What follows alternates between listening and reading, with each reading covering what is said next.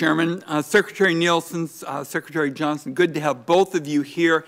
I want to start by talking about the fact 43% of American voters use voting machines that researchers have found have serious security flaws, including backdoors. These companies are accountable to no one. They won't answer basic questions about their cybersecurity practices, and the biggest companies won't answer any questions at all. 5 states have no paper trail, and that means there is no way to prove the numbers the voting machines put out are legitimate. So much for cybersecurity 101. My question to you, for Secretary Nielsen, is does your agency have the authority to mandate basic cybersecurity in the electronic voting machines used in this country? No, sir. Does any agency? Not to my knowledge, not at the federal level. Okay. Now, Americans don't expect states, much less county officials, to fight America's wars. The Russians have attacked our election infrastructure, leaving our defenses to states and local entities, in my view, is not an adequate response.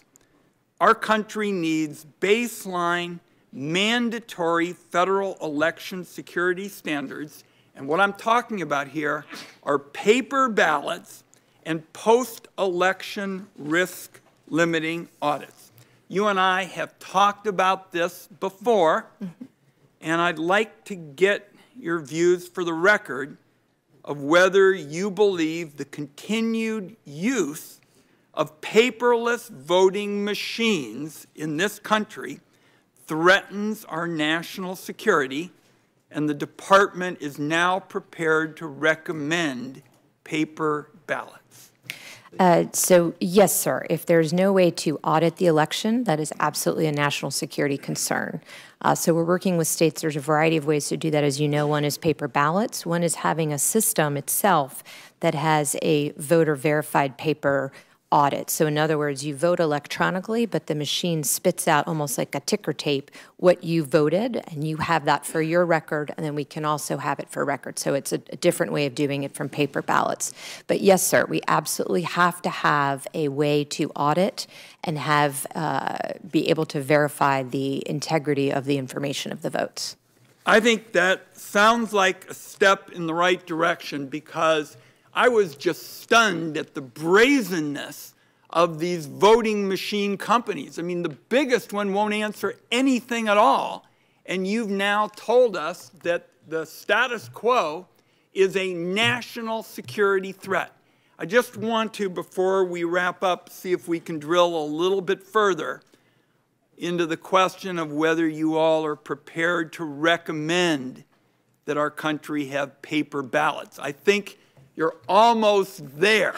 So we have said it's a best practice. We do recommend it. What we say is you must have a way to audit. You can do it through paper ballots or you can do it through this voter verification, but you must have a way to audit and verify the election results. Are you aware of the way we do it in Oregon? And we've done it now for decades.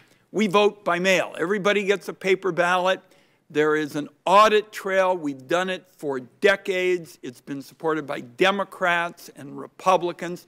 I'd like, in 2020, every American to get a ballot in the mail. I think it is a national scandal, the security issues you've talked about, and the idea that so many of our people wait in these lines only to be told they ought to go somewhere else. What do you think of the Oregon system? So I'm not as familiar with it. I look forward to learning more about it.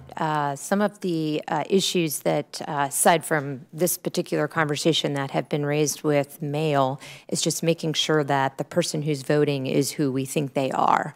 So we do have to have a way to verify identity. We'll show you how to do it, because we've done it. Happy to learn. We've done it for 2 decades, and we basically say right on the envelope, if you aren't the person that you say you are, you are in one heck of a bad way. You are going to face serious, serious penalties, and that's why it has worked and is supported on both sides of the aisle. Thank you, Mr. Chairman. Senator Cornyn.